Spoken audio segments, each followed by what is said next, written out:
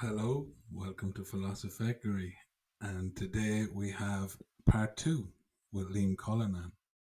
Since our last recording, many people have asked to know more about Liam's active duty in the Legion, and because of that, we've decided to do a third podcast, which will be on this subject and other subjects.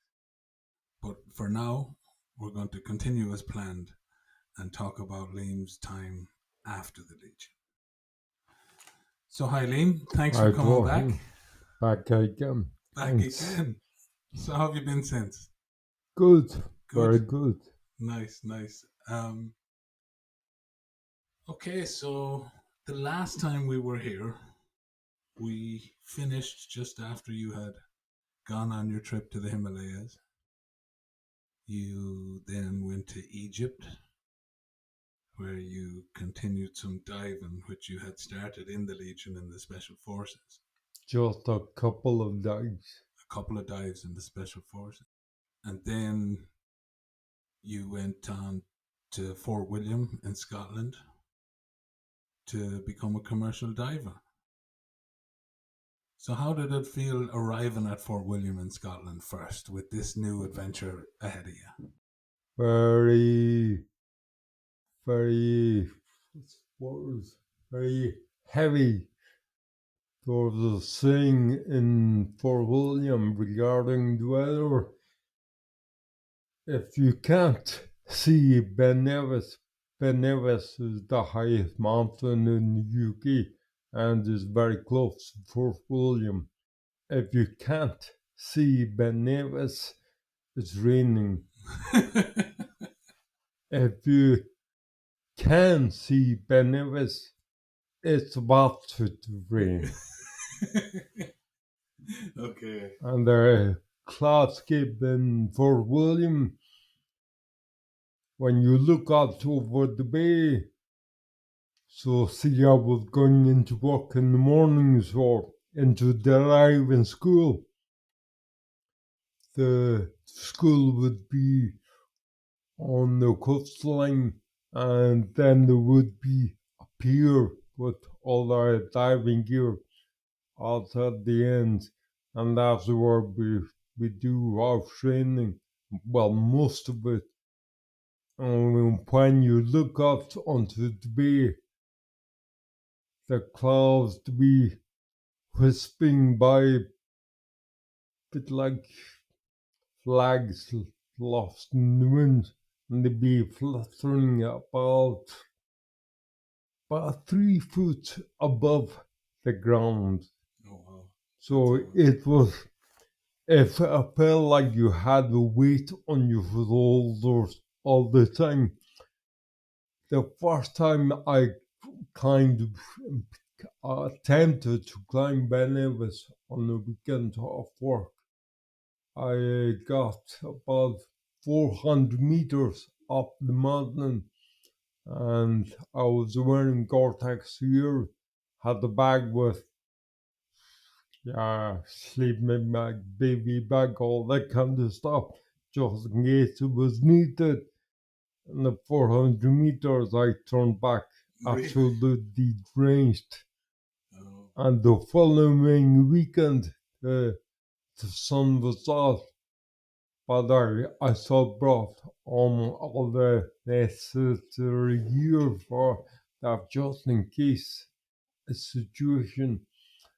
And when I got to the top of Ben Nevis, there was families with young children having picnic, and they were all dressed in shorts and t-shirts. But the thing is, the majority of cases that involve the mountain rescue teams in the Scottish Highlands, they pick up mainly people who are dressed in shorts, t-shirts, and sandals. okay. They go out on a beautiful sunny day, and suddenly, bam! It's would be an exaggeration to say they're suddenly caught in the white out, but similar situation. Yeah, I suppose when you change altitudes as well and start going up, the weather is already different up there before you've left, Yeah, but a lot of people don't notice that. I think it's a lot of the mountain rescues in Ireland and stuff are similar. It's people dressed wrong, not prepared. So, like you said, you arrived up to the top of the mountain in Gore-Tex gear after coming back from the Himalayas. I'm sure you had all the proper gear, like for a bit of a mountain climb, and the locals were up there in their shorts and t-shirts and the whole shebang. But still, if the weather changed, you weren't the one in trouble. Very good. And how did you like the diving at first? Like the diving in Fort William when it changed from the recreational diving you had been doing in Egypt to kind of okay, this is going to be work now. How did was there a different approach to it? yeah, there was definitely no touristic scene about it.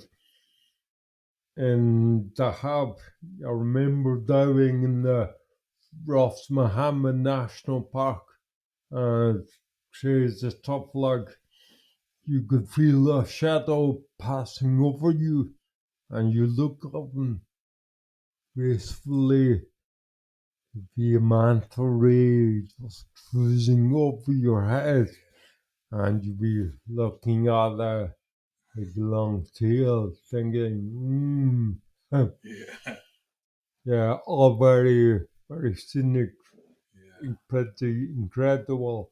And Fort William, the water is just black. just black. There's no visibility, and it's colder. It's the Atlantic. Yeah. It's is it the North Sea up there? It'd be the North Sea. No, it's over on the west coast of Okay, Cullinane, about 2 hours north, a 2 hour drive north of Glasgow. and how long were you there? You It know, was a 3 month course, yeah, and even though there wasn't the natural beauty evident in the Red Sea, but all the technological stuff you'd be working with was really interesting. you'd be learning about mixing gases for deep dives and stuff No, like that. the first level is just straight normal air diving, Okay, and the maximum depth would be 50 meters. okay. But you'd be training with hot water, with all that kind of gear. And where, what exactly would have been the job that you would have been hoping to get after that, or did you have one lined up? Was it diving on oil rigs? Was it diving welding ships? I know that there's a lot of different jobs for commercial. Yeah, the aim would be to work on the rigs in the North Sea, but yeah, very early on you realize that that's a niche market. So only experienced divers who've retrained as gas divers can go up there. So to become they call it saturation diving, you have to, once you qualify with your basic gear diving, you have to do I've a year's worth of logs before they qualified you to train as a saturation diver, Okay, and then you might have the possibility of working on the North Sea, stuff like that. But once again, it's niche market. it's a niche market and it's a year's worth of logs, and it wouldn't have been as easy to get that as what you got in Egypt when you jumped up the ranks because there was Yeah. no other tourists around. And yeah, yeah, the Scots were different. It was a bit more legalistic about them kind of things. I'd say they had to be. So for the first year, you might be doing mundane jobs like working on fish farms, Yeah. cleaning those out, or say cleaning barnacles off the hulls of ships at dock. Okay. Yeah. Tough work, I'd imagine that. Yeah, Yeah. yeah, imagine it. not at all stimulating. Yeah, I must say, maybe you dodged a bullet. What do you think? Yeah, the first year would have been a big bullet.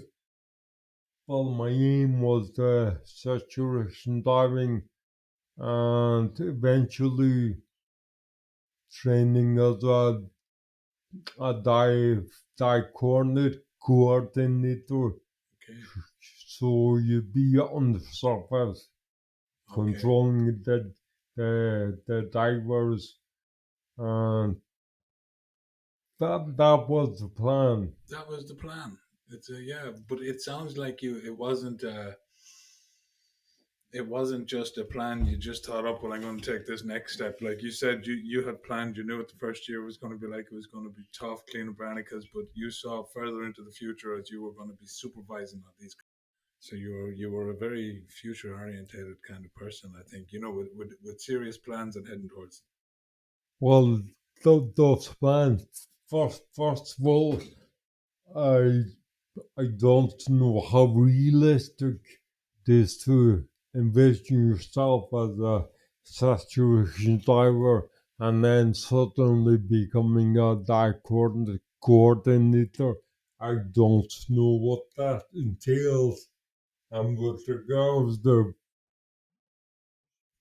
excuse me, with regards to first year, I thought of that as a bit like basic training with the crappy stuff. Yeah, And then once you've done that, the horizon really open up in your world. yeah, I get you. I think that's the way it is with a lot of stuff. But you were obviously not prepared to do the crappy stuff. You were like, okay, here we go. But when I went from basic training to the para regiment in Kosovo, the journey alone was incredible. Driving through the Corsican mountains, this was before they they constructed a really good motorway system in Corsica.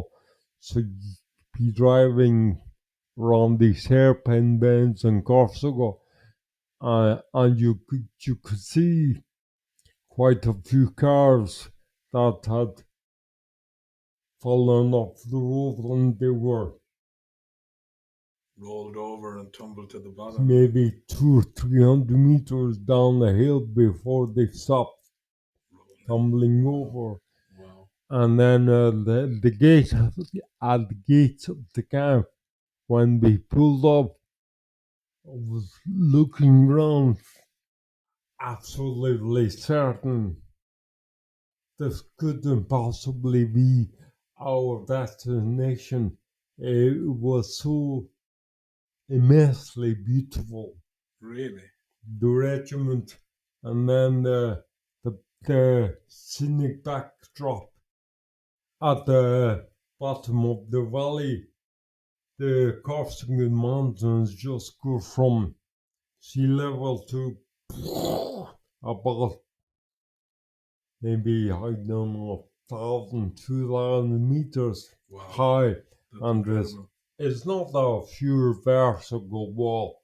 Yeah, be over a few miles, Yeah. but it dramatically goes up. Shoots up out of And the when ground. you're looking at it from the seashore, it's Yeah. astounding. I think we're in danger of going into part three here. Uh, these descriptions from Liam, we can think of them as a teaser for part three.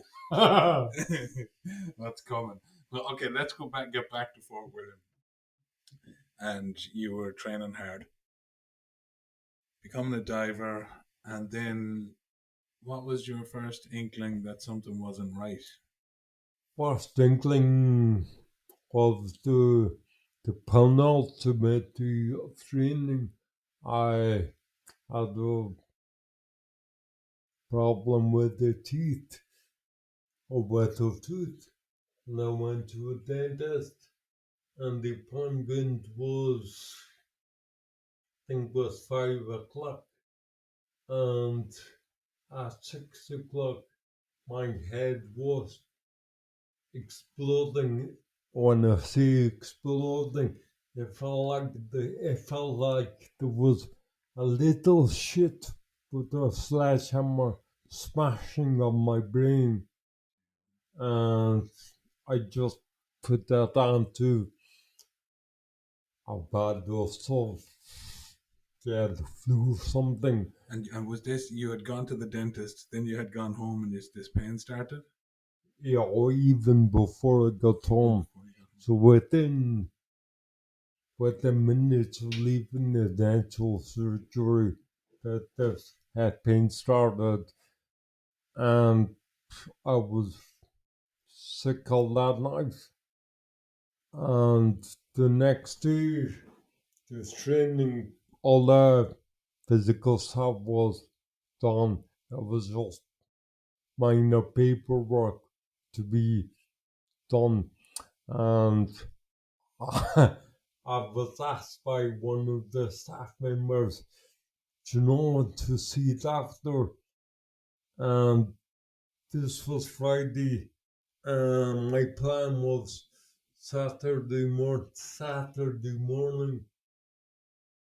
get the bus down to Edinburgh, meet up with Harry, my brother, who was doing a university thing down there. Just have a fun weekend in Edinburgh. And on the Monday, I was flying to to Holland to start a new life, Start a new life a new chapter. a new career. And indeed, a new chapter did start. Yeah, it did certainly did start, but there was no no no thought given to the question of whether I wanted to go and see a doctor on the Friday. All I was thinking was Edinburgh Saturday morning, and I remember phoning Harry. Can't remember when exactly from the mud. I was saying I was feeling a bit rough, but I honestly thought I'd be fine by Saturday morning. I just thought it was an extra bad dose of the flu or something like that. And how were you Saturday morning then? Saturday morning didn't really exist in my consciousness. On the Friday, after the paperwork formalities were done, they they give our ticket, our certificate, driving certificate, and I by lunchtime the course was done. So I went back to I was staying at a holiday apartment. I was alone, and I went back to pack my bags on the Friday afternoon, and I lost consciousness, and I was found by the the cleaning lady on the Sunday morning, So you lost unconscious in the shower. so you lost consciousness. On the Friday you finalized your 3 months of a course. You'd finished that. You were going to Holland to be start this new chapter in your career. You went home to pack to go down to Edinburgh. You lost consciousness in the shower and you were found on Sunday. So you'd been there 40 hours ish. Yeah, roughly. I only know about the whole shower thing because I went back to Fort William in 2013 for my 20th anniversary. I didn't notify the diving center, although I had previously been in touch with them many years before, just saying thing. uh, as well, I'm recovering just to let them know what they were telling me that uh, it made me laugh.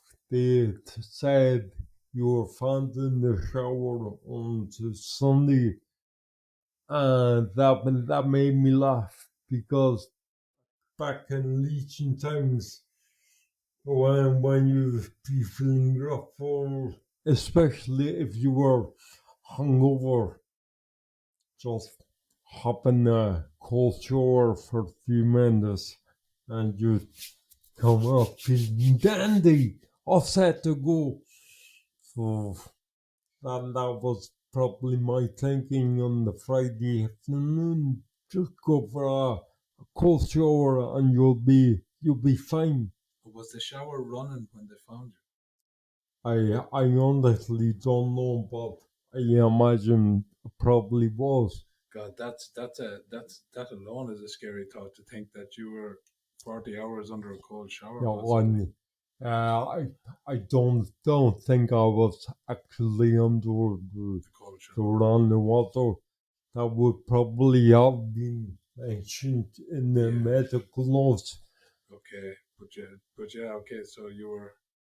It's amazing how your thoughts, whatever training, the training kicked in, even though it wasn't exactly like I military training, but the training to have a cold shower, you'll be fine. So that's what you did. mentioned the medical notes. They, they were a highly entertaining read. Well, to be truthful, I had to bring my medical notes to my GP to get him to read them back to me because I couldn't read uh, the, the scribble. Oh, the doctor's writing. Yeah, the doctor, they're so hard pushed. They were just writing at about 300 miles an hour. So I think if there was a problem of being exposed to cold water for that life, it would have showed up in the nose because like like you just said about having all the year, the cortex and all that for going up Benevis, I also had a lot of, well, not a lot, but I did still have, I don't know why, but I still had all the drug stuff I brought with me to the Himalayas just in case I got exposed to high altitude sickness. There is drugs that delay the onset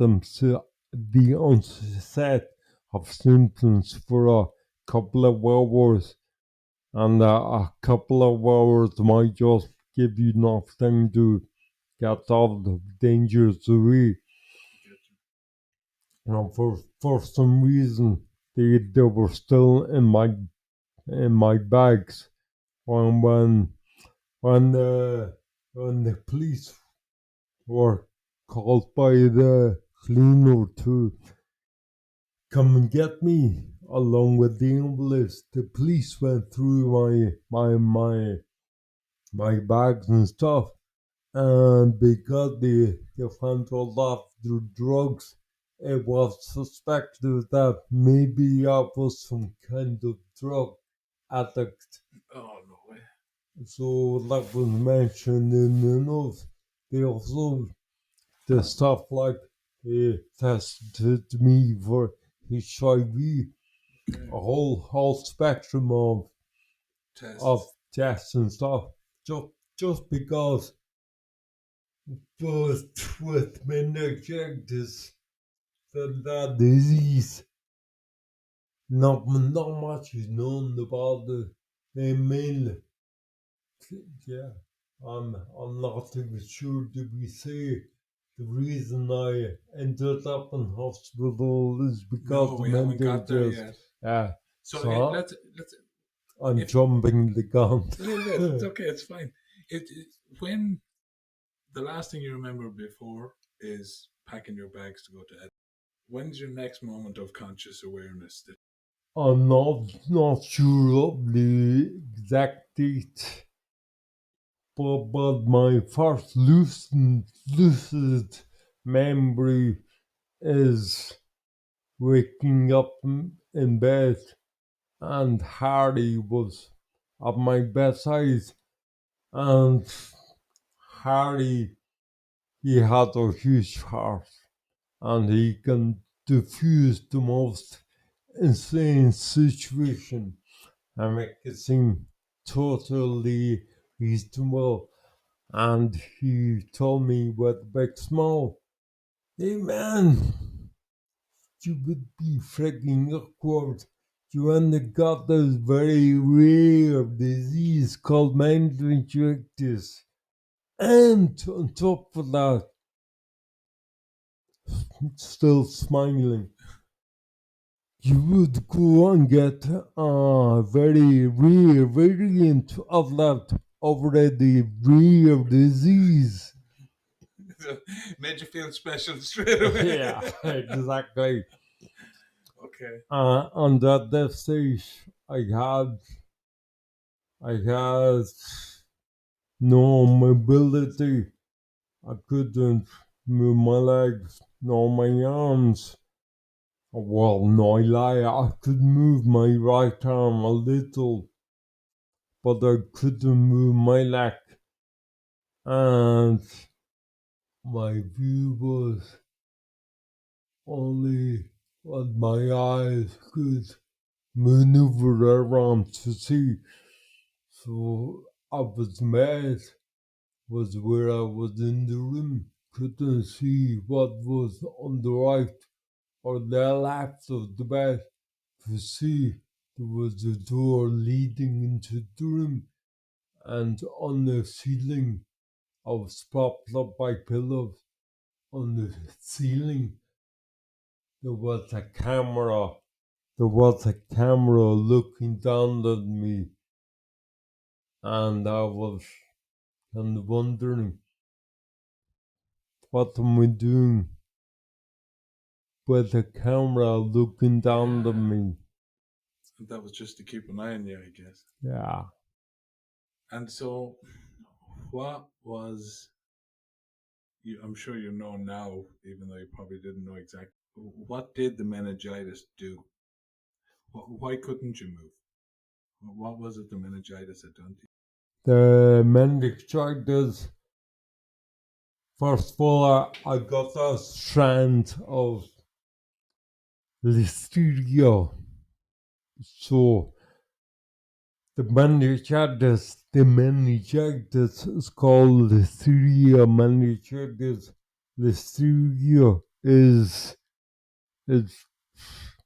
predominant in the environment, even walking on the grass in your garden, you're exposing yourself to the bacterial listeria. And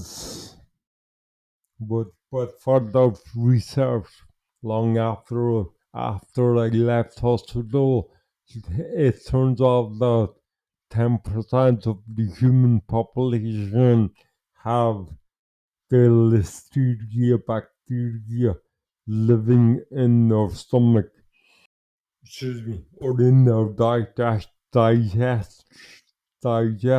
tract. But as long as it remains in the digestive tract, it's fine, no risk of harm. And the damage to the body, it was first of all to the brain, and it attacked the brain stem, the cerebellum, and the cerebellum is a bit like the conductor of an orchestra. So all the musical instruments can be playing away in an orchestra, but there's only when they're under divine control of a external conductor. that all the noise making turns into this fantastic music. And if the brain's your orchestra, the cerebellum is your master conductor. So without the cerebellum in control, all the messages going to the brain, sorry, going to the body from the brain, they are not fine tuned. Mm. So So you have the cerebellum is at the brainstem. It's at the back of your head.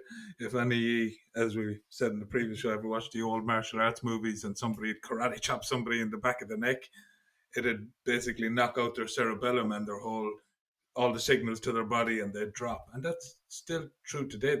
There is a place there, and it actually means baby brain, cerebellum. yeah, And so the music you're talking about is actually played in like the frontal lobe and the occipital lobe and the different part, the other parts of your brain and the language center parts of your brain.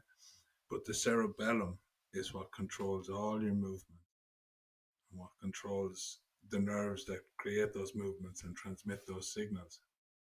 So there was nothing really wrong with your leg or your arm or such. It was the controller, it was the conductor that was down. first of all, before answering that, though, the karate chop to the back of the head, It's that's, fantasy. yeah, I know. unless you're Bruce Lee, things aren't quite so simple in karate. No, no, of course not. Of course not. It's an excellent form of combat, but once again, it's not like Bruce Lee for No, everyone. no, and I doubt there in karate there even is such a thing as a karate chop. I'm talking about the one like Sean Connery done as James Bond. You know them ones. What Ah, but the idea behind them was they were hitting the cerebellum. You know what I mean? But yeah, no, of course, they're they're not real. Uh, so yeah, so you woke up in the bed. The conductor was down. Was there any other part of your brain affected? I mean, you seem like a very lucid, intelligent man. You've a fantastic memory. You're funny. You've like your speech is a little bit off, and to see you walking, you can see that there's an intense amount of concentration that has to go into every step. But you seem very intelligent. You seem very with it. So is the conductor the only one down? The orchestra is still all playing the tunes? the orchestra, especially the guys who perform the musical instruments that give it the color, the higher intellect vibration, they were not affected. Though for the first 6 months, with the trauma and the amount of drugs I was given, I was, I was, yeah, I won't say in La La Land for 6 months, but my grip on reality was very far from reality. Yeah, well, I imagine there must have been like there's a heap of drugs they're giving you, but it's a huge shift in everything you had been going towards, and now you're suddenly here. There must have been a huge kind of emotional readjustment. It is doesn't even come close to saying the truth, but there must have been a huge shift in. It was a big challenge, but I was extremely lucky. No depression, no me, no anything like that. And I remember vividly telling a visitor that in 6 weeks I'm out of here. But it didn't dawn on me that it had already been well nigh past 6 weeks that Okay, I'd already been in yeah. hospital. But you had no why me. Like I put myself in that shoes. I'm straight out crying for a week after I come conscious again. I'll probably come out the other end somewhere, but that sense of no why me, no, oh Jesus, how can this happen to me? I'm so unlucky. No sense of that. Was that did you ever have a sense of that ever for anything, or was that a strength you learned along the way? You know? Not so much along the way, but the Legion had a huge, huge influence in that way of thinking. Stuff like being the Legion, man, they would take everything from you, and it seemed like they were asking you to do to reconstruct everything that has just been taken away, and you be thinking this is possible, but there'll be senior guys in the team, and well, I say in the team in the unit, and they start working. You being of a lower rank, you would just follow their orders, follow their example, and next thing, what you thought was impossible was done. So as soon as Harry left the room, I got to thinking, and I saw it as a challenge, and I I I can't say I knew, but I said to myself, okay, whatever I've done and got me here, but I'm going to do everything to get out. And I vividly remember, oh, think about 4 or 5 months after the whole scenario started, I'd been transferred to the head injury unit or the head injury, the head injury unit of Scotland. I've been transferred there. It was in Edinburgh, incredibly scenic, beautiful grounds, and it was that handy for Harry, who was just 5 minutes cycle for him. And I remember there was a hill in the grounds, and Harry brought me up for a walk. I say walk, I was in the wheelchair and he was doing the walking. And we got to the top of the hill, and he just hopped up in the back of the wheelchair on the handles, Yeah. straightened his head arms, and we went clearing down the hill. Must have been doing, I don't know, maybe 30 miles an hour, crazy speed, and the hill gradually evened out, and we came to a standstill, and that adrenaline buzz that Yeah. was that was heaven to me after months of being confined to practically no outside stimulation.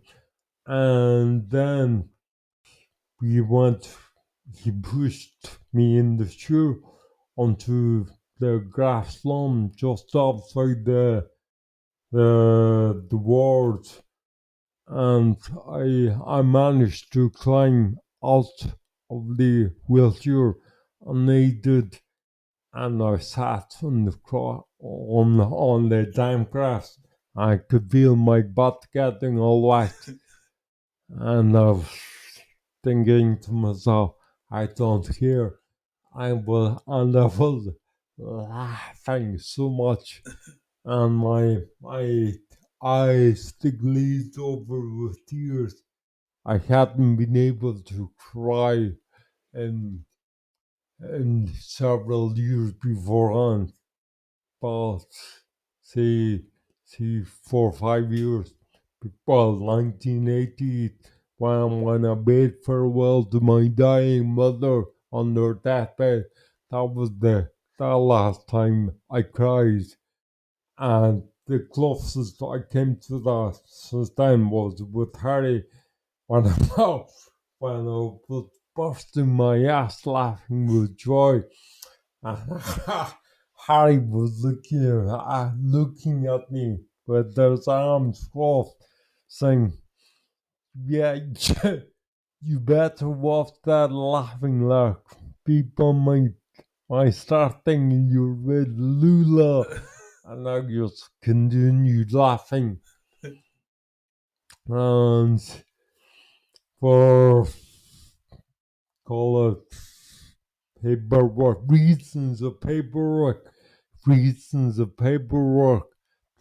at the brain injury unit didn't work out, and they wanted to get rid of me. They, when when Harry was told by my consultant they wanted to get rid of me, or in fact they wanted to put me in a nursing home.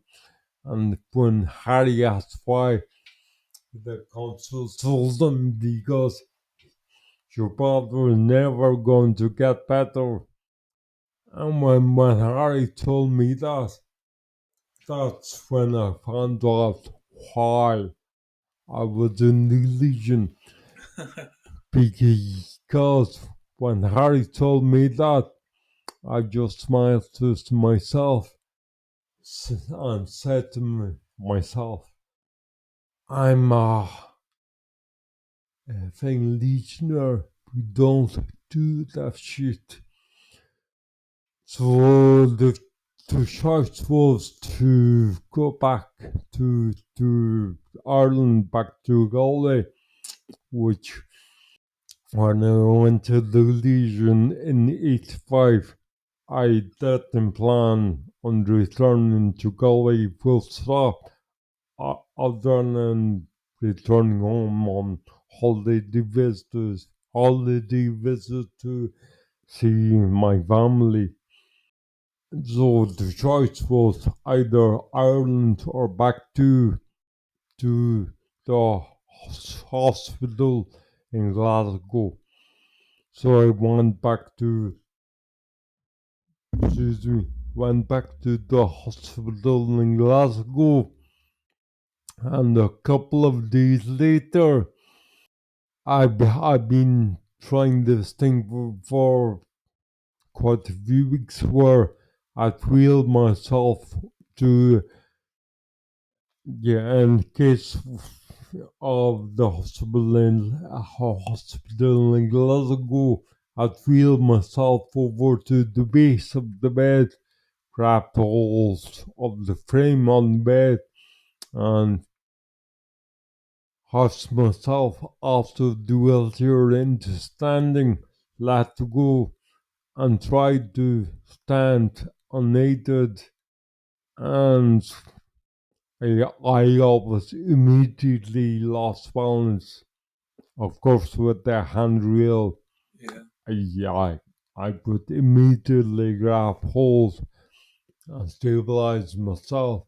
But for a split second, well, a split second, tiny, I managed to stand unaided.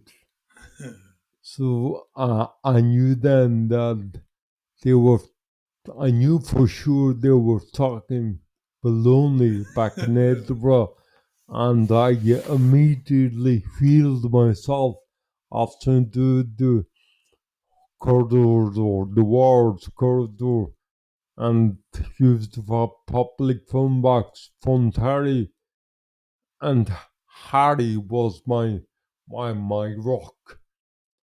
it was through Harry that I communicated with the outside world.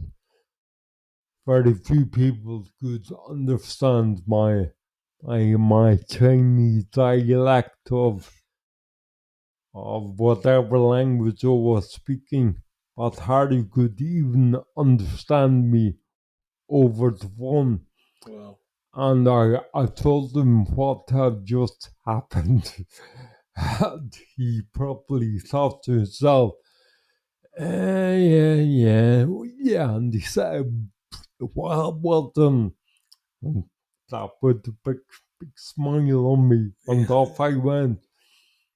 But Harry, like I said, he was my rock, my link to the outside world. What year did that happen? That was 1993 To 1993. It's now 2024. plus one. It's a long time ago. And now you can be seen walking around town. Obviously, not walking as easily as everybody else and still concentrating and fighting every day for all those steps. I have seen you as far out as Clare Galway on your tricycle cycling. And you're the one who was never going to get better. And you're the one who was going to go into a nursing home. And you're the one who they were telling pretty much it's all over for you. How did you get from there to here? I know you've Harry and you've a lot of help, but you live alone, you live independently now. And that's very important to you. How did you do it? I mean, most of us struggle with life with our conductor working okay, with our cerebellum pretty working okay. There's And not only that, every time I see you, it's like there's a smile hiding behind everything you say. Like there's a sense of humor, there's a sense of fun, a sense of enjoyment about life that I often don't get off everyday people when I'm talking to them. They do more moaning than anything else. So this is what I'm curious about, Liam. Genuinely, is I've given you lots of praise and different things like that, and you never take it. I feel like you feel you just are what you are, rather than it's something to be proud of. You just seem I just am. You just seem to get on with it every day and just I I can only imagine Call it awareness, Dorothy. awareness. Awareness of the fact that it all started according to hardcore solid science, which I don't understand. Even though I'm seeing it, I can't honestly visualize how it's possible. But they reckon everything started in this thing called the Big Bang, Yeah, which happened so many years ago. That's also beyond comprehension. Something like 13 billion, well, whatever the billion is. Yeah, that once again to me is beyond comprehension. yeah, But the little I read of it, some people say it was like the splitting of the atom in a nuclear explosion. Other people say it was like a grapefruit exploded, a grapefruit size exploded. To me, I think of it as a hand grenade exploding. But in that hand grenade, everything originates from that. So those far off stars you see, and the even further ones we get pictures of from NASA telescopes based on the Earth's atmosphere, Hubble, and all that. And then that thing on the wall over there, you TV. yourself, we're all from the same spot. So from that, I get the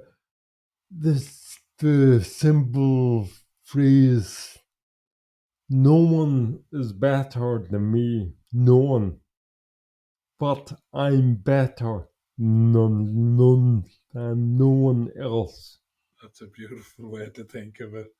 It's a beautiful Or way to think of more, it. or more egalitarian way of expressing that there's no one is better than me, but I'm equal to everyone else. Yeah, So if you see some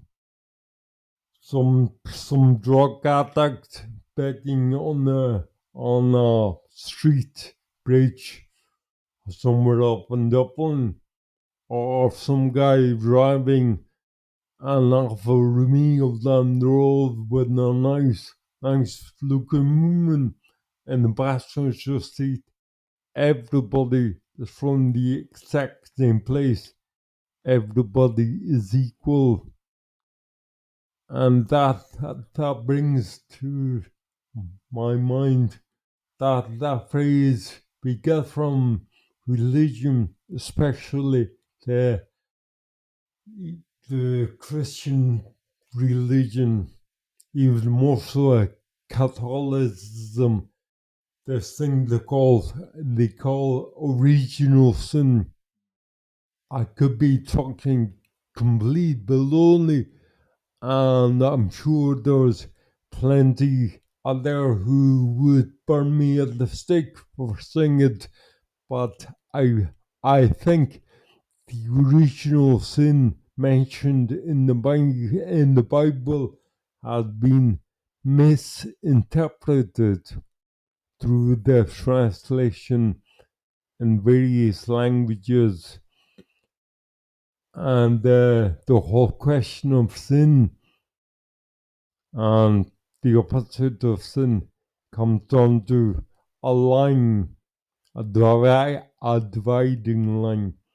Take a guy like Hitler.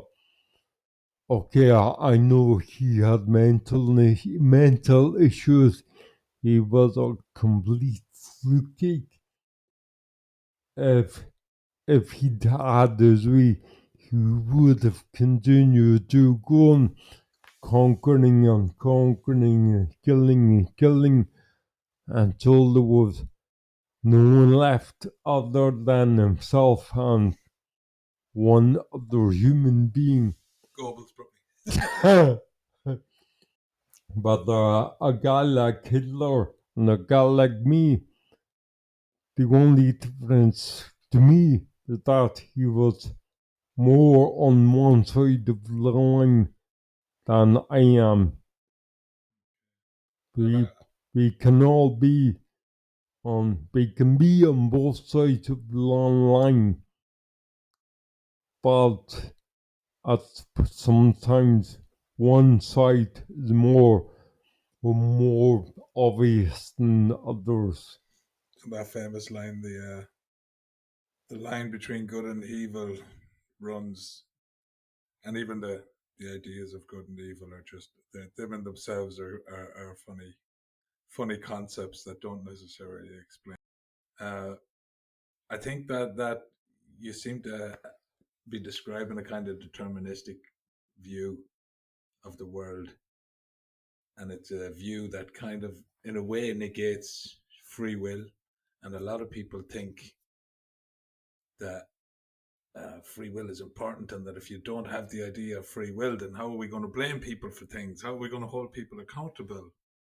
And I understand that, but there's a freedom that comes from realizing that everybody is pretty much the same. And there's a freedom that comes from realizing that pride and shame are the same. There's very little to be proud of, and there's very little to be ashamed of. And if we kind of drop them a bit, and people just, as you were saying, we don't see the guy in the rich car. We shouldn't look at him in the big car and the pretty girl beside him and all the nice clothes. We shouldn't think at him and think, God, he should be proud. He's better than the drug addict who's on the street and looks haggard and is that. I mean, one of them has a lot more pride than the other one, but I think it shows that pride is the original sin for me. For me, and it's pushed on people. Okay, we've gone a bit deep here, which was expected. I mean, it is philosophery, and you are Liam Cullinane, so I was going to go deep. Uh, you said something to me though before that really made me think, and it really wasn't something I expected you to say about that time. And you said there was a strange sense of freedom, and I thought about that for a long time. And would you go into that? Would you explain what that sense of freedom was? Death of the ego. When I first came to, after lots of thought, uh, trying to figure out. See, when I was in the coma, supposedly that lasted 3 weeks. But looking at the medical notes, it was just 1 week of pure coma, and the rest was probably just from all the drugs. Yeah, that had me just out with the trauma as well. But during that time, I had horrendous dreams, and I knew I was in hospital. I was fully aware of it, and in my dreams, all these people in white coats were trying to kill me with all the medical interventions. There was countless blood draws and lumbar punctures and guys drilling holes in my head and so on and so on. I was found laboured on the details, but multiple organ failure and uh, crazy stuff like rhabdomyolysis. I can't even pronounce it, but it just makes me think of the comedy drama Rap See Livid up in Rev Glasgow. C. Nesbitt, I remember him and his dirty beer stained vest. Yeah, I remember Rev C.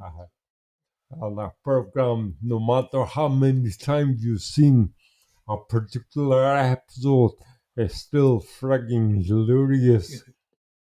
So I was very aware that I was under huge challenges, and when I awoke, with time I scanned my body and figured out that everything was still there, and with their knowledge, Harvey just portrayed me of having a meningitis.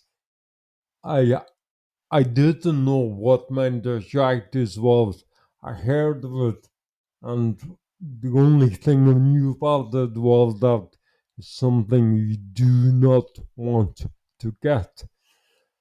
So I knew I was in a terrible state. I lost a lot of weight as well, and I pictured myself as a bag of skin and bones. And when eventually they got me out of bed into a wheelchair, I could only hack sitting in the wheelchair for, I think it was maybe 1 or 2 minutes first time. And that's when I went to look at what turned out to be a sink and mirror beside the bed. Up until then, I wasn't aware. And when I went to look in the mirror, I paused before and closed my eyes and thought to myself, brace yourself, brace yourself. I looked in the mirror and I could see the face of my father. My father, when he was a young man, he was incredibly beautiful, very, very thin though. And I had a look, and I was pleasantly relieved to see that. But the eyes, my eyes, they weren't human, they were just black, like a devil. No, no sign, no spark of life in them at all. And I was thinking, man, that's something to work on. But going back to the death of the ego, I knew that nothing much was working with the regard to the body. It looked like a shrinking old man. I was 26 at the time thinking, so this is what it feels like to be 76. And when I managed to sit in the wheelchair for a while, probably a week or two, or maybe 3 or 4 later, I have no idea of the timeline. But I had double vision. I had to blink to see just one image. If I opened the second eye, I had double vision. And the room I was in with the camera on the wall was the observation room in front of the nurse's section in the ward. And there was a big window looking into the room. And over there with the wheelchair, just me, the wheelchair, looking out the window. My eyes closed so I could only see one image of the traffic passing up and down the ward. Doctors, mainly doctors, few patients, plenty of nurses, and when you haven't cleaned your nostrils for a long time, the amount of garbage that builds up is fascinating. And I was sitting there in my wheelchair when I closed my finger stuck up my nose, looking out into the ward, into the corridor, all these people passing by, and I did not care how ridiculous I looked. The sense of freedom, the death of the ego, prepared to all this scenario with the meningitis being in the hospital. I was a big, strong, handsome guy. I knew it in the way I didn't want to advertise the fact, didn't want it, but I was highly aware of keeping up the image of being really strong man, walking with a proud posture and looking the bee's knees, Yeah. being the next legionnaire and all that. Although I didn't, there was very few people outside the Galway who knew I was in the Legion. But all that, that mystique of the Legion, I still carried that on my shoulders, which it was a burden to have that on your mind all the time. And suddenly, I no longer needed any of that. I was in the bed, looking like a scarecrow, and I didn't care. So you I, I that's was like I was like a mama's boy. I was born on my mother's birthday. I was the Wow. first child in the family, so the connection was fairly close. And you, you could see in a way getting away from Galway, okay, was an escape from the routine.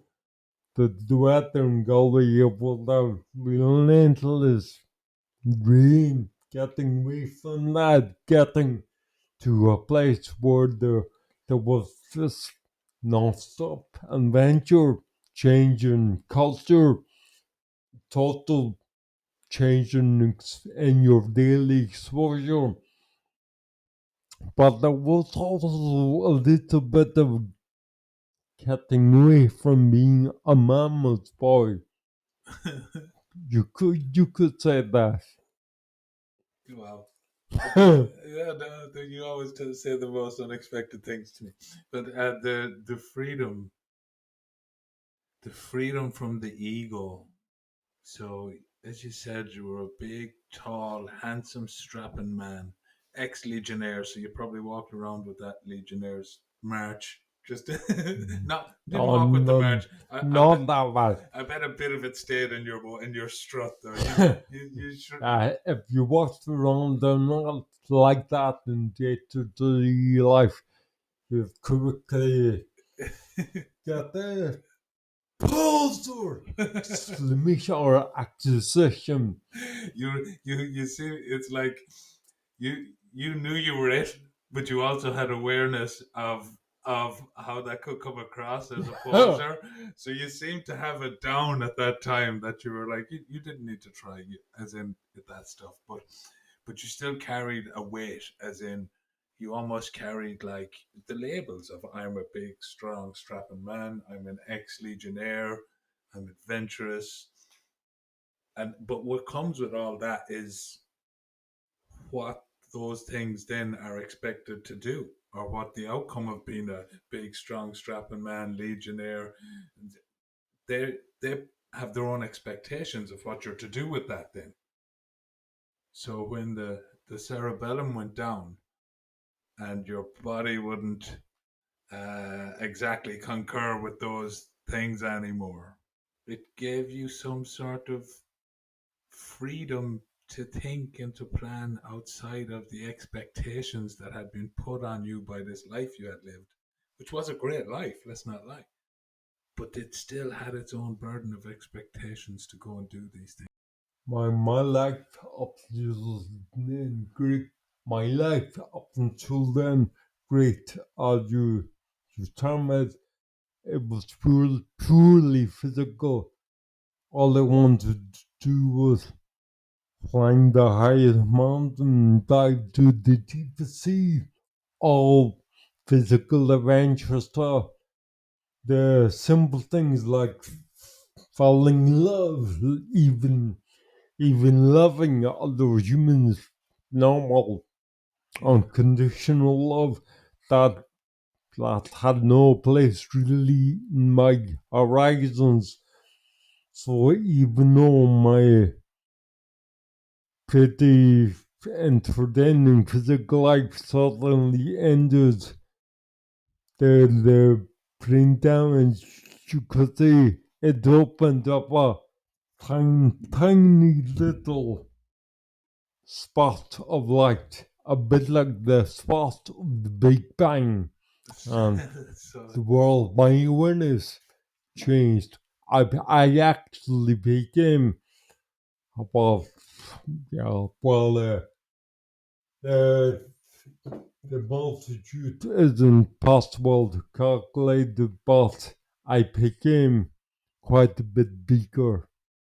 bit bigger in your own mind, in your or In my your mind, horizons my had, outlook, yeah. yeah, So strangely, something was taken away from you, and then the Legion, they thought, no, they taught you that's just the beginning of what you're to create now, and you were creating something out of that little spot that you saw. You like, and so could you say that with what happened, with your physicality being stripped down like that, did you take an intellectual turn? Did you become more interested in intellectual pursuits and in thinking about the world rather than acting in the world, perhaps.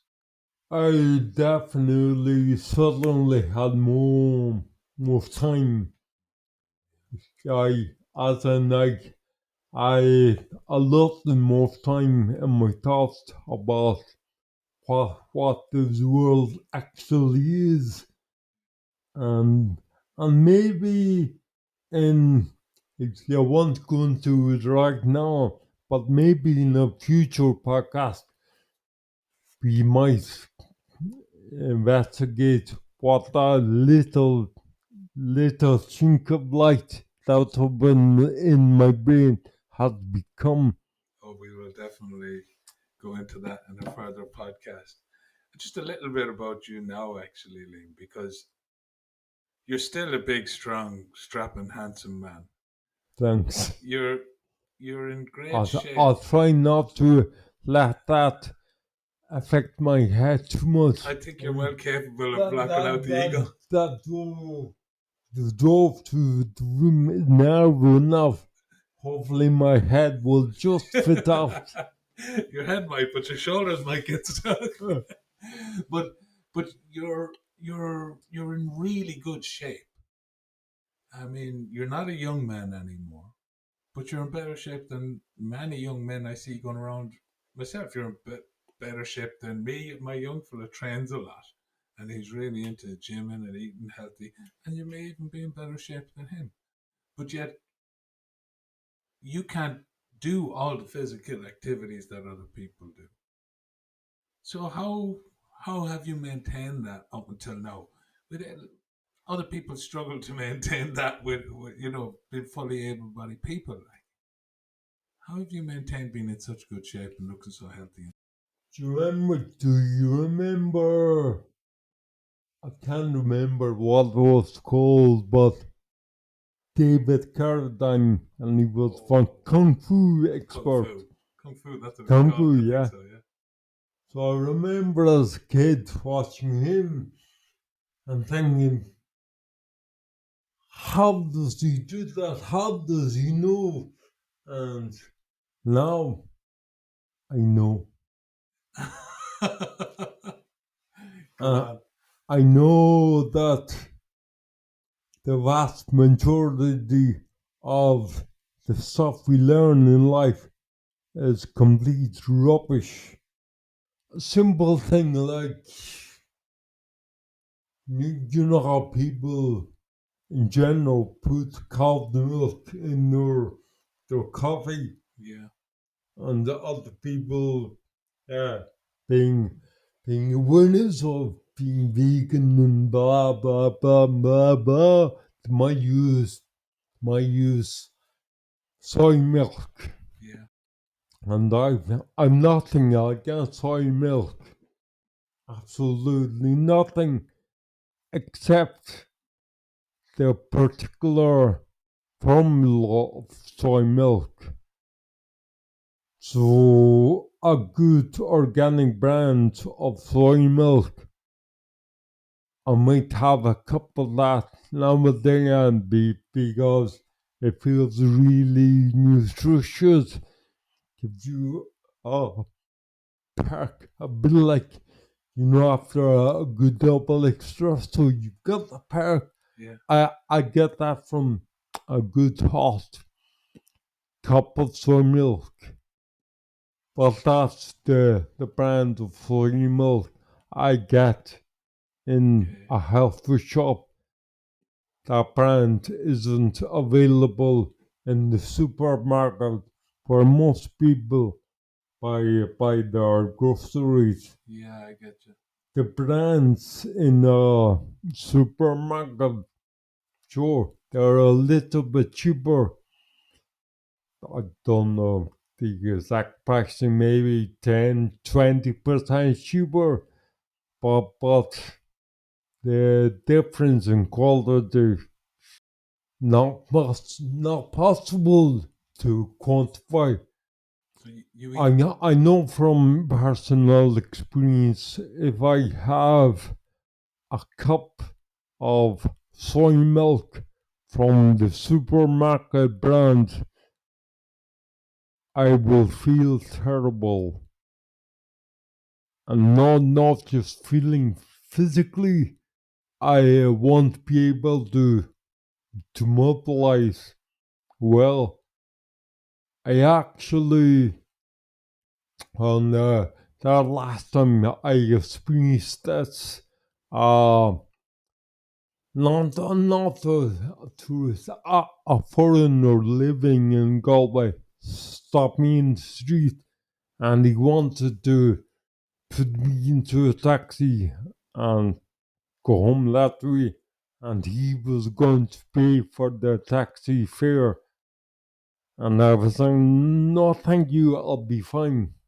Actually, I got home okay.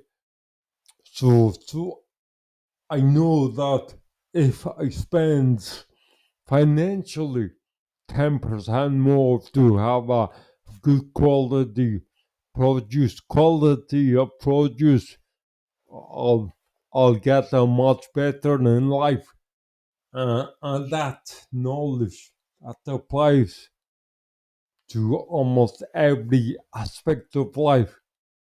So it seems to be a quality over quantity thing here when it comes to food, like stuff that we put into our body, stuff that we ingest.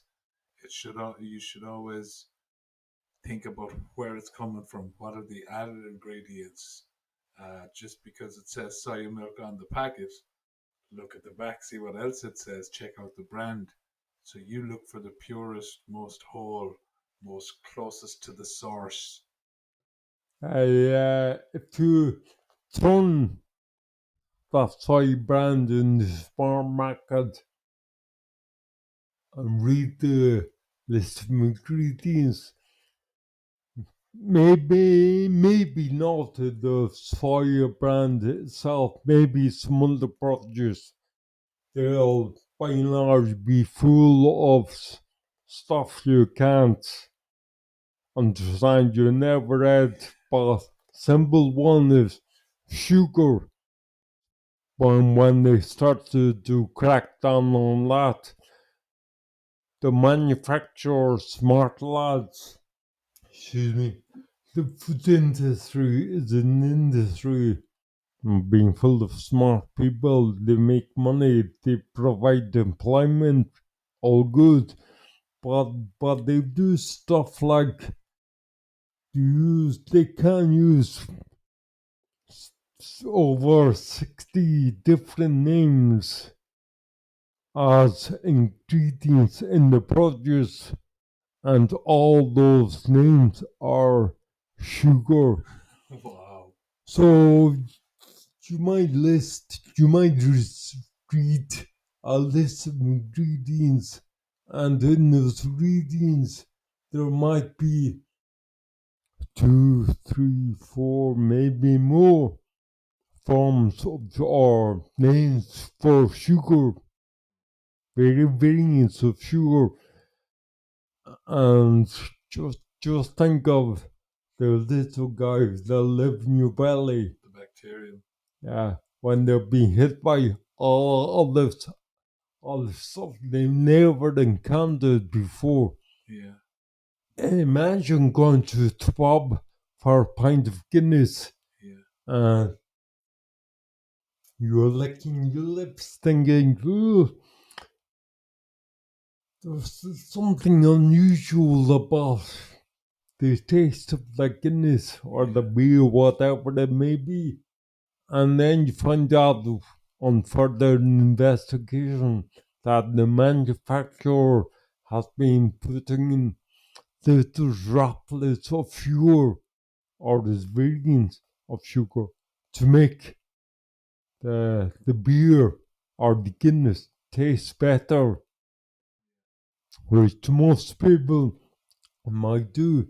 But to you might detect that it tastes a bit different, a bit strange. Yeah. And like you have an intense awareness about uh and as I said, you're in great shape, you look really healthy.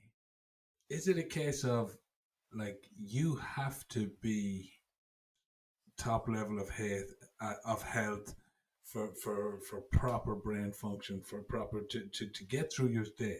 Like what other people can do No, at 50%. no, No. no. Trying to be the top level is highly stressful. Okay. Look at athletes, Yeah. the guys who do the 100 meters. Yeah. I think even the slowest of them is under 11 seconds. Yeah. Takes a huge amount of preparation of hard work to get to there, to Yeah. get to that stage. They can only perform like that now and again, I get you. Yeah. Yeah. not all the time. Okay, I get you. Okay, okay. Well, then that was probably an exaggeration, saying top level by me. But if you think about it, like you told me the story about the bad soy milk you had, and it made you feel tired, and you had to. That's a keen awareness of your own body and the impact. Whereas I could imagine me having that soy milk, and because I drink shit and eat shit a lot of the time, I could still get through the day. You know what I mean? I could still The diet. diet. I don't even like the word diet. Yeah. For starters, it's got the word die in it. Yeah, exactly. And okay, you could say diet is like ink, but Yeah, there's also diet that means death. yeah, So doing something that involves the concept of death yeah. probably doesn't play well in your mind. Just just think of it as nourishment. Nourishment. It's a much better word. And then all those listeners out there who are thinking about losing weight, losing weight. I don't think that plays well on the mind as well. When, when, for example, you lose the keys for your car, you lose them, you hunt around, you find them, it comes back eventually. If you lose weight, you're going to find it. Fact. Okay. So, You see a lot of advertisements about diet this, diet this, diet that. People lose X amount of stone in a week, a month, a year, whatever. But what you want to see is the before after photos. yeah. What you really want to see is the after. The The one, after the photos. one that's taken 10 years down the line. Yeah. There's no point. The way I see it, there's no point engaging in something, especially something you don't enjoy, Yeah. if if you can't possibly see yourself doing it 10 years down the line or 50 years down the line. That's a good point. The way I think of nourishment, keep it simple, keep it real. If you only had a choice of three three things to eat for the rest of your life, not just tomorrow or until next week or up until the end of the year, up until Christmas. What would you eat on Christmas Day 10 years from now, every single day, if you only had the choice of three foods? And just out of generosity, we'll add salt just to give it the taste. Okay. But not that supermarket salt. That isn't salt. Real salt. Sea salt or Himalayan salt, which is full of minerals, Yeah. which are packaged as mineral supplements, which are pretty expensive. But sea salt Yes, it is more expensive than your standard table salt, which isn't actually salt, but sea salt is much more beneficial, much more friendly to the wee guys living in your digestive tract. And the three ingredients, me personally, I go for spuds, olive oil, and some form of high quality meat, say steak, or Yeah, even better, not that is readily available, elk or moose, something wild. wow, that'll be that. I've never eaten elk or moose, but yeah, I'd love to taste it. Yeah, I love to taste it as well. And there's something about and I won't digress here too much actually, but I really like what you're saying about diet there. So you're basically saying just keep it simple, keep it real. Never mind the big words on the back of packets because they're not the packets you should be looking at anyways. You should be looking at the whole foods basically, and the real salts, not the cheap table salts. Okay, Liam, so there's a lot of good advice about health, I think, and I won't use the word diet. I'm going to say nourishment. Um, but do you have anything to say to? There seems to be a big uptake in people looking to live a healthy life now, and youngsters going to the gyms and taking all the supplements. And do you have any advice for them? We could be here all day talking. In many ways, I'm physically stronger than when I was 16. I'm carrying less injuries, and I'm definitely more agile. I haven't been to the gym for a few years now. I really miss it. I'm really becoming aware of shrinking, muscle shrinking. The fancy medical term for that is sarcopenia. All humans enter that phase of life.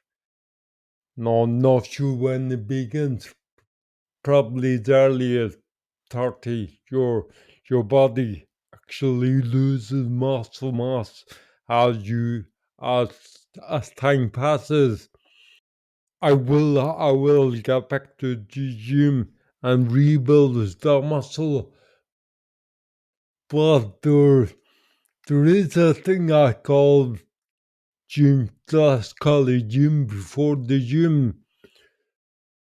So the biggest weakness with me, I only find that out after I got sick, is my pelvis is the weakest part of me, and my pelvis is super strong compared to when I was a young lad.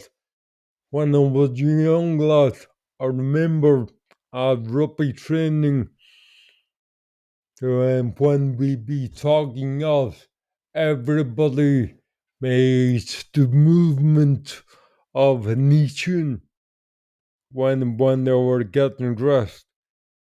And there was one guy, oh sorry, I getting that the wrong way around. Everybody made the movement of the knee, but there was one guy who would go knee tune. Okay, So that refers to when you be tying up your laces on your boots. yeah, Everybody would bend their head onto the knee, tie their laces. I get you. There was one guy who would do the opposite. And when I saw that, yeah, to him was part of his normal way of moving. So he would be standing up straight and he'd just bring up his leg to Or his chin. sitting down, Sitting, yeah. but he bring his knee up to his chin, tie his laces, And when I saw that, that looks painful.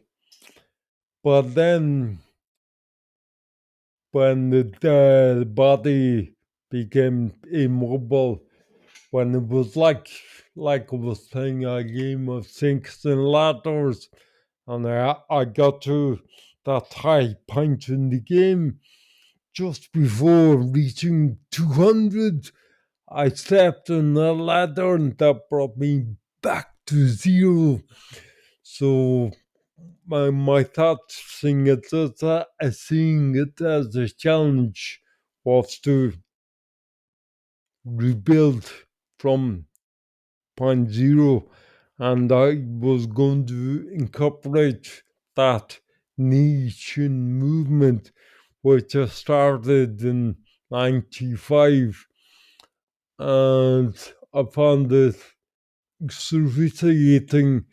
It's For me, it was extremely easy to injure myself, Okay. and if I injure myself, it would take months for the groin to recover, so I could start training that movement again. And with time, it got easier and easier and easier. And about 5 years ago, I started hyperbaric oxygen therapy, and for some reason, it it made the movement much easier. The groin muscles felt very little strain, and now I do a double niche movement whenever I'm doing stuff with my feet. So when I'm getting dressed in the mornings, I sit on let's call it a bench and lean against the wall for balance. And I do the niche movement when I'm getting dressed, when I'm drying my feet, when I'm putting on my socks, when I'm putting on my shoes, when I'm tying my laces. And that's one of the gym before gym movements I do. The gym before the gym movements. I like that. It's gym before the gym. It's preparing your body to do harder things, I guess.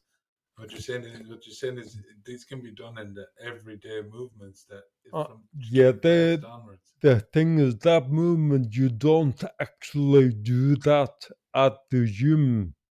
And so that is building the kind of supporting little muscles and tendons and ligaments that you're not going to use on, say, the leg press machine. Yeah, But yet, the movements that you do in the gym before the gym will stop you getting injured on the leg press machine, will make you give you different, more flexibility.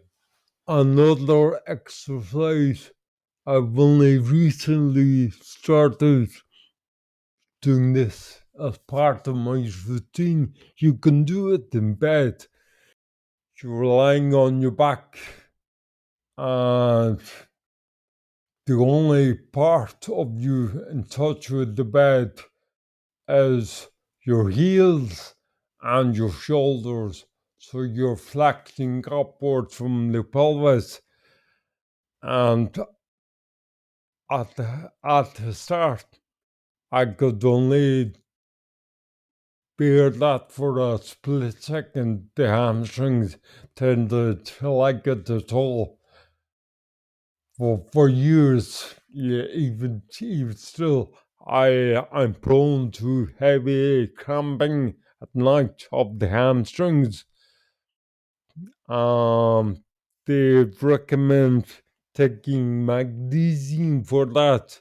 The supplement magnesium, which definitely does help, but with me in particular, it just runs straight through me, which okay, isn't exactly recommendable.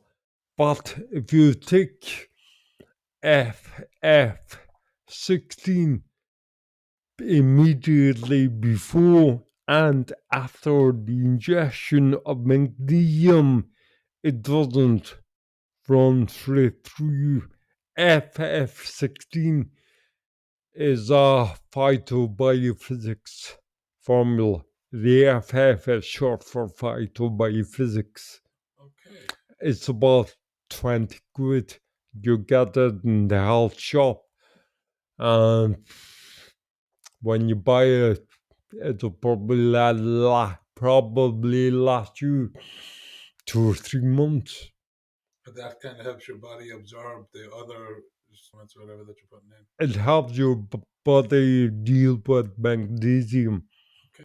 So it doesn't disrupt your digestive system. So the little guys in your stomach that you were talking about, Yeah. it chills them out for what's coming next to magnesium. They're very important. On a recent podcast of yours, the subject of oxytocin came up.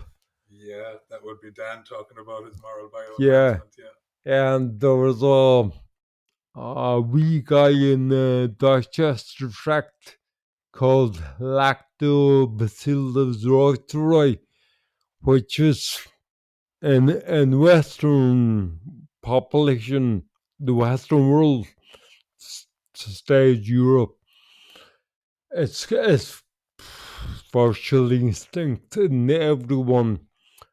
But when that guy lives in your digestive tract, it sends signals to the brain 24/7.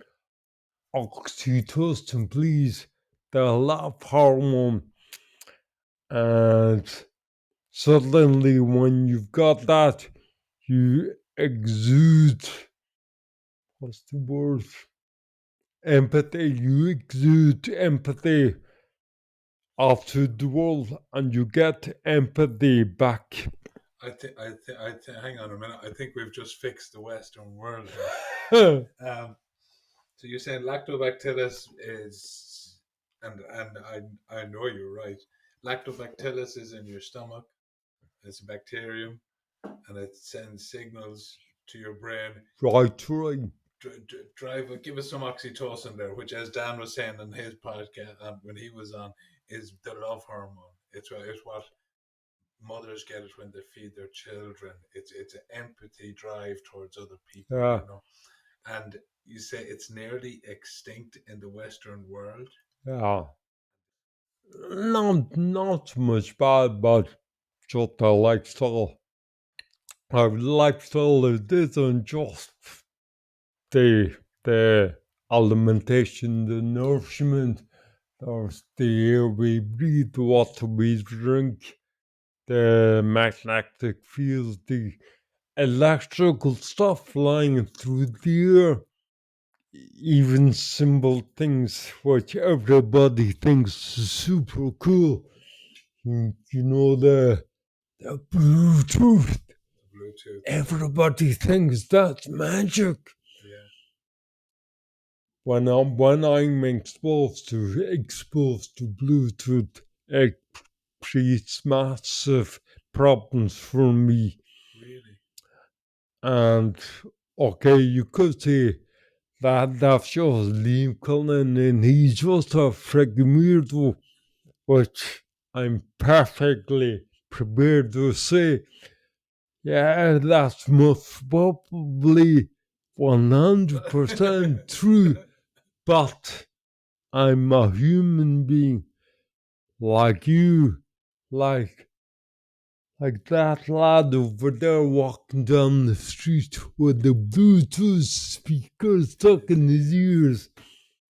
Bluetooth might be okay for an hour or two, but without a close proximity right next to the brain, stuck in the ears, I doubt very much that is beneficial. All that kind of stuff just adds up, adds. Sometimes you've got toxins in the environment, and We could be here all day talking about it. So much so that we give you, me, and everybody listening a headache. That's true. That's true. I sent something to some friends of mine that they found microplastics now in penises apparently. A good friend of mine, his first question was who was looking, but but just they've just found it now, so that means it's probably been happening for a long, long time, probably since we started using plastics. Can I interject? Yeah, yeah, I'm kind of glad you brought up that word penis. Okay. Be, be, Okay. Now you've piqued my interest here as to why you're glad I brought it up, but okay, we can go. because earlier I mentioned a simple way of thinking about how to nourish yourself in terms of food. Yeah. And you know that I listed what 2 or 3 items that were fairly essential or could be essential. But the simplest way of thinking from when I'm buying produce in the supermarket or whatever, it's in my hands. Sometimes I'm looking at this product and instead of bothering my backside reading the list of ingredients at the back, I just look at it and think to myself, I wonder if that's good for my cock. Which I would highly recommend to every single user of medication Yeah. that controls cholesterol. Because if there's not enough cholesterol in your body, your cock will fall off. Okay. Jesus. You could say that's a play of words or a slight But it'll exaggeration, fall. It'll fall one way or the other. but it's a scientific fact that every single cell in the human body requires an adequate supply of cholesterol.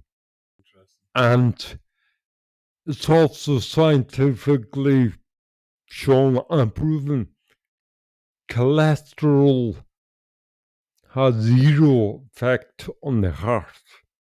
Wow. And that's just to not leave people without penises out of this conversation. I'd just like to say I recognize it myself. I mean, I have a lot of women in my life, and I feel like women's bodies are more complicated than men's. They have a lot more going on. I genuinely feel like they're a lot more in touch with kind of nature and the moon, and a lot of what they've a lot more going on. I think, but but Have you ever read up on some stuff that happens to the female body during pregnancy? yeah, it's insane. And but you picked out a very important point there when I mentioned the word of maybe as far as a lot of us men get to thinking about what's important. And so basically an axiom when you're thinking about food, rather than trying to work your way through all the big words and learn all the science, is for men to look at it and say, do I think this would be good for my cock? That could be an excellent way to think about it, simplified, because you can very quickly come up with yes and no answer to that. Can't you really? If you Yeah, simple stuff that most men aren't into. Going for a massage, going to a gym, going for a swimming. yeah, The list goes on and on. But the massage plus for me, yeah, the best massage I ever had was the first time we had the massage. I was in my early 20s It was an old woman in, I'm not sure if it was Bangkok, but it was definitely Thailand. And it was a fantastic experience. And she was actually standing on me, and she had my legs, she was twisting it all over. And she kept saying, "You alone, you alone, you alone."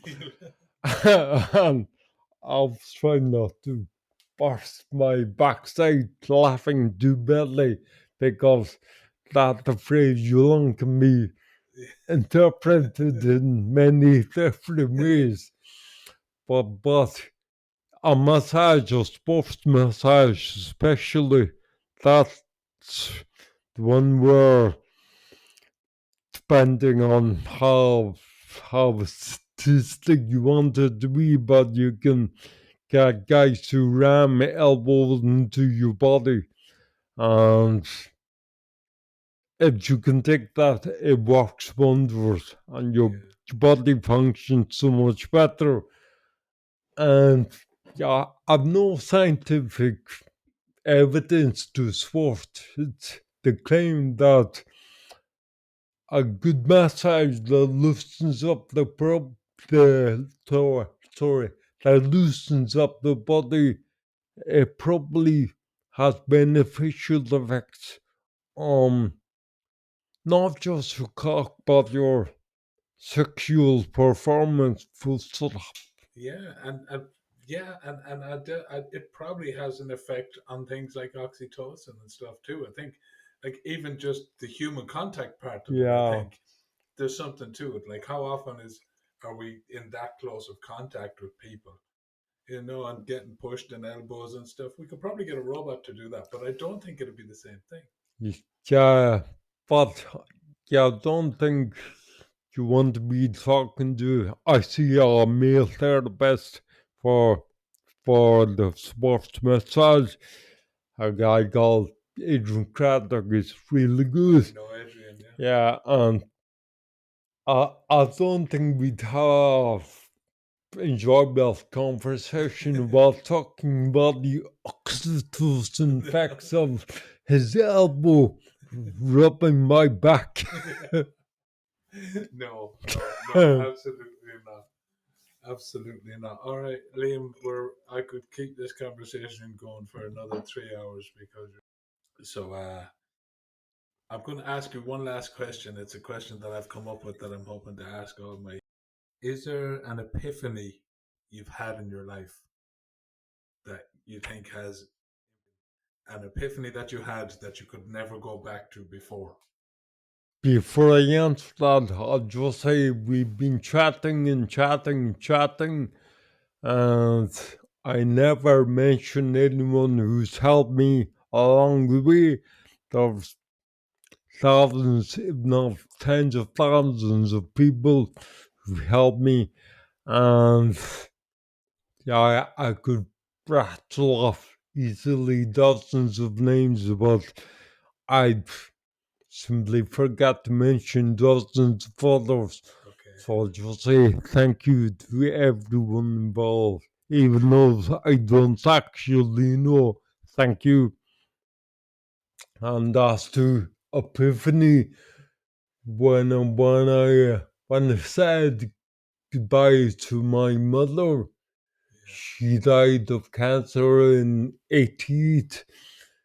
Oh, I was in the regiment, in the para regiment of Corsica at the time, and they allowed me to go home. She was in the hospital in Edinburgh, no, sorry, not my home.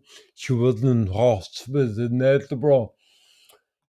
And when I made her the final farewell, I I never bawled my eyes out like that before and found it extremely painful.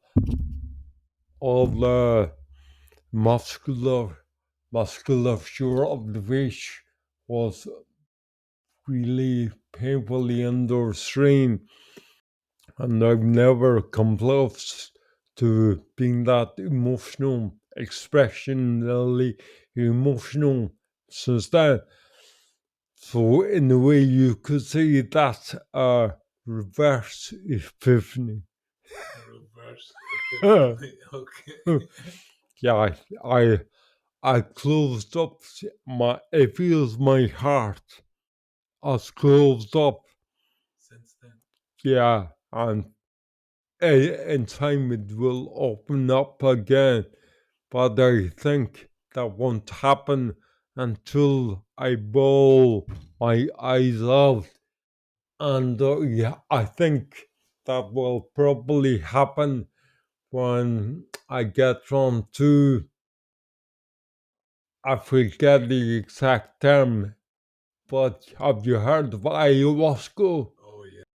Well, I heard some guy talking about how that's the female, but there's another ceremony which is the male counterpart. And he's right that one great benefit. So I think I'll probably try the male one at some stage. Okay. And then excuse me, just to complete the the circle in that world, try the female, the ayahuasca. Okay. That's God damn it. Why didn't I ask that question at the start of the podcast? But okay, there's a lot there that we're going to dig back into next time now. Yeah, so next time is going to be about Liam's time in active service in the Legion, and we're going to come back to the things Liam has just said next time too, because they're super interesting and there's a lot to go into there. Um, so, listeners, thanks again for your attention. Want to say goodbye, Liam? Thank you everyone for your time. Ciao. Ciao.